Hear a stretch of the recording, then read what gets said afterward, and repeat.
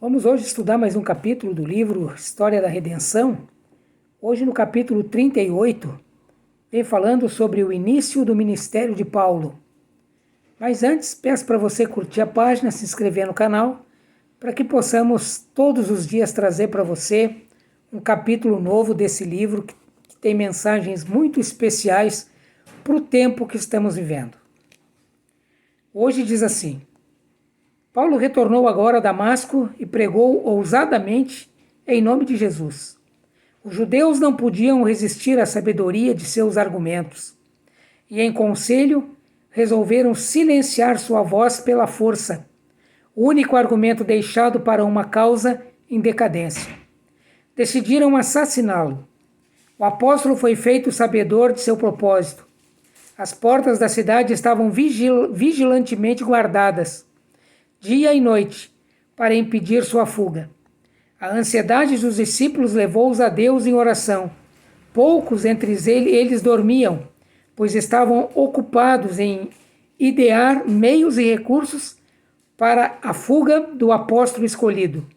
Finalmente conceberam um plano pelo qual ele sairia de noite, baixado de uma janela por sobre o muro, num cesto. Dessa humilhante maneira, Paulo efetuou uma fuga de Damasco. Então partiu para Jerusalém, desejando familiarizar-se com os apóstolos ali, especialmente com Pedro. Estava ansioso para encontrar-se com os pescadores galileus que viveram, oraram e conversaram com o Cristo enquanto esteve na terra. Foi com o coração anelante que desejou encontrar-se com o principal dos apóstolos. Quando Paulo entrou em Jerusalém, considerou como opiniões mundanas a cidade e o templo. Agora sabia que o juízo retributivo de Deus pendia sobre eles.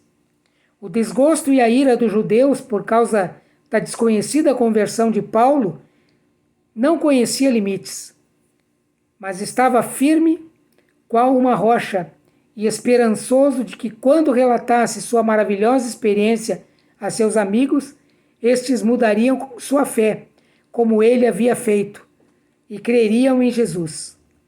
Havia sido estritamente contencioso em sua oposição a Cristo e seus seguidores, e quando foi subjugado e convencido de seu pecado, imediatamente abandonou seus maus caminhos e professou a fé em Jesus.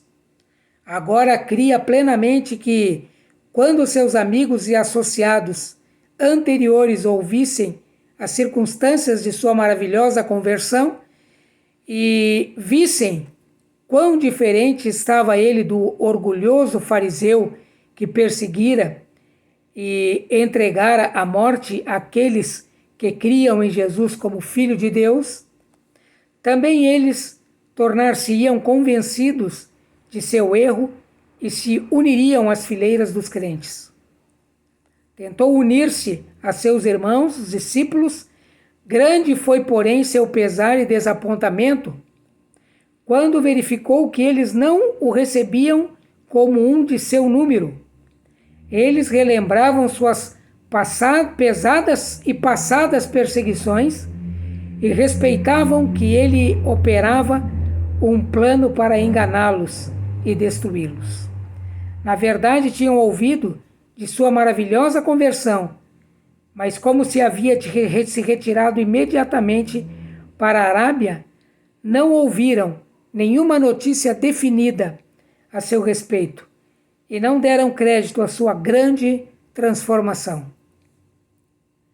Barnabé, que havia contribuído liberalmente com seu dinheiro para sustentar a causa de Cristo e suprir as necessidades dos pobres, fora conhecido de Paulo quando ele se opunha aos crentes. Agora apresentou-se e renovou aquele conhecimento. Ouviu o testemunho de Paulo em referência à sua maravilhosa conversão e sua experiência daquele tempo.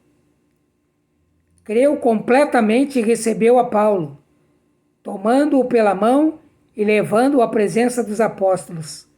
Ele relatou sua experiência, a qual acabara de ouvir que Jesus pessoalmente aparecera a Paulo no caminho de Damasco, que ele havia conversado com ele, que Paulo havia recobrado sua visão em resposta às orações de Ananias e que posteriormente sustentara nas sinagogas da cidade que Jesus era o Filho de Deus.